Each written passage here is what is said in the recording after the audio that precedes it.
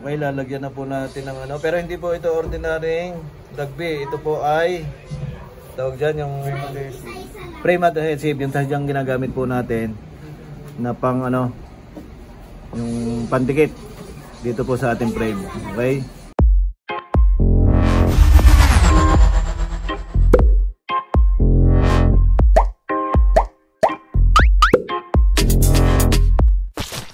Okay mga kahagod, dito sa printing ni Sergio. Printing shop, okay, meron silang line table yan. Tapos tamang-tama, nagtatatak po sila ng tawag dito, pamaypay.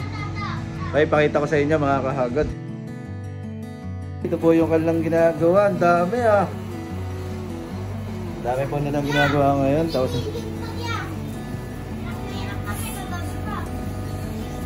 yan, ito po yung kanilang ginagawa ngayon. Okay, ito po yan, Sergio Trajano.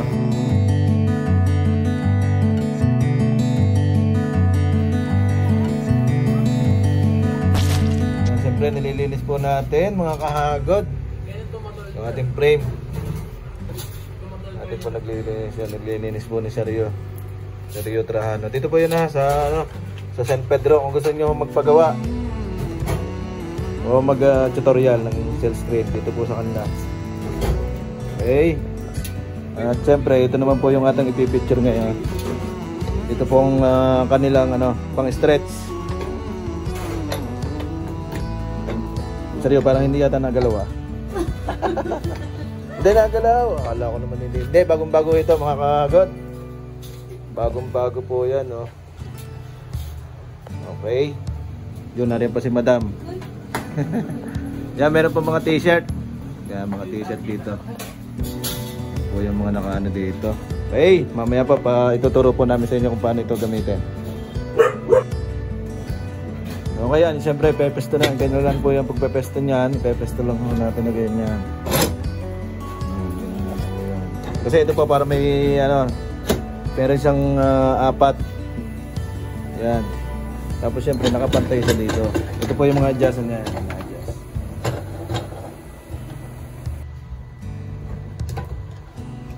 Mga kahagod, yan po yung ating pang-adjust. Yung tamang diin dito po sa ating pang ano ng screen. Diyan po yan ina-adjust. Okay. Ito po yan oh. Yan, ito po yung ina-adjust natin. I-adjust po natin sa baba taas. Ayun po yan.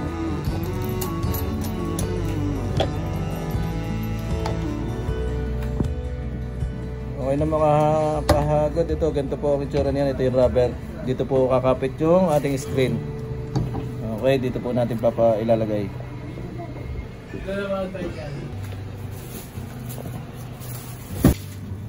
Okay mga kahagod, isusukat lang po natin yung ating screen. Ang gagamit po natin cell screen, screen ay mesh count. Ano mesh count niyan, Sergio?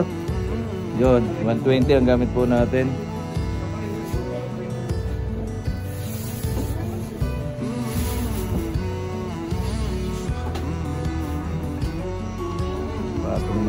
Patong na po na siya.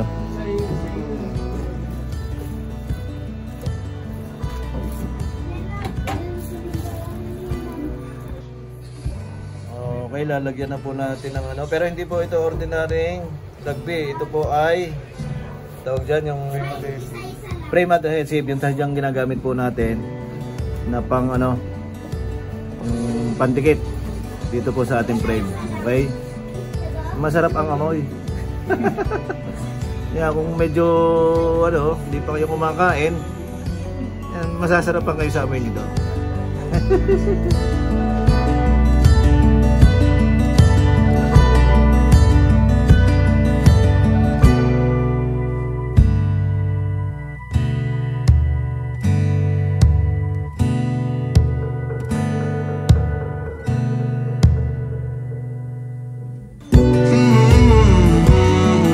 Meron akong tanong, mga ilang taon ka nang nasa printing ano, printing tawag dito, industry?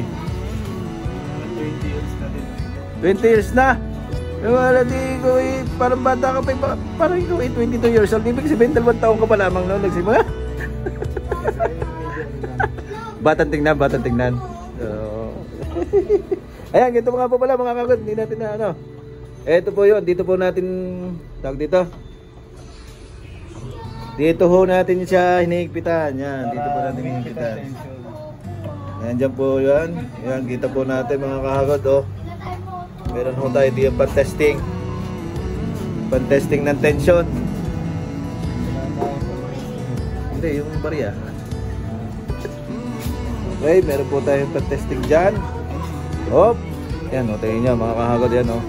Pinahigpit na, o. Ganyan lang po yan, mga kahagod. Tapos, yan po, ididikit lang po natin. Ididikit lang po natin siya. Hagodin po natin. Pwede po yung mga plastic na ano, engineering plastic, basta mga flat.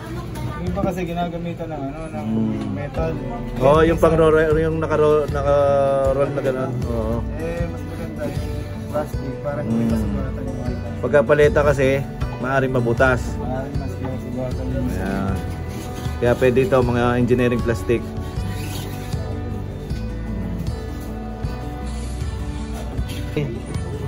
Alam nyo ba mga kahagod, yung iba kasi, ang ginagawa ng iba, nilalagyan pa ng tape yan dito. Pero not necessary kasi, yung print po naman natin, hindi naman po aabot dito eh. Sa dulo na yan. Yan po, kahit lumampas ng konti, okay na po yan. Pampatagal lang yung ilalagay natin na tape. Ano?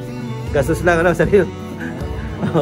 Maganda lang tingnan, pero hindi naman siya sabihin na makaka-apekto po doon sa ating print. Ano po mga kahagod? Kaya mo, marami pa dito.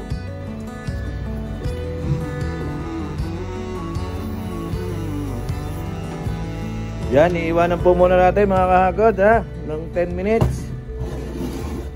Okay. Okay, yan, tinanggal na natin mga kahagod. Okay na, nakadikit na siya, oh. Dikit na siya, hindi na siya ano. Pero minsan kasi pagka yan ay basa pa, makikita natin dito na umiisog. Pero yan, kitang-kita ho natin. Walang nangyaring ano man. Smooth na smooth. Puputulan. Puputulin agad. Oo. Kasi may tendency minsan na baka hindi nakadikit maigi. Pwede mo pa siyang banatan. Oo nga no. Kung mga pwede pa natin, halimbawa, ibalik mo dyan para mabanat ulit, ano? Wag kagad-agad. Okay mga kahagod yun, ganun lang po ang paggamit po natin. Itong ating stretch, pang stretch.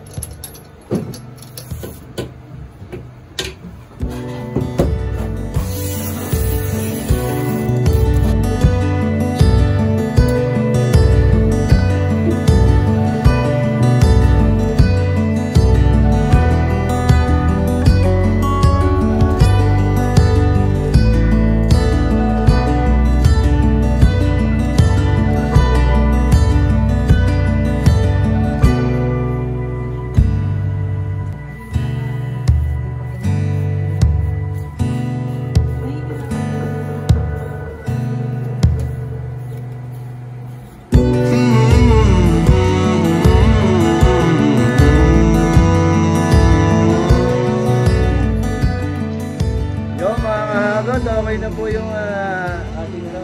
Tapos na seryo. Baka meron kang gusto batiin. Yung mabatiin mo. Wala daw.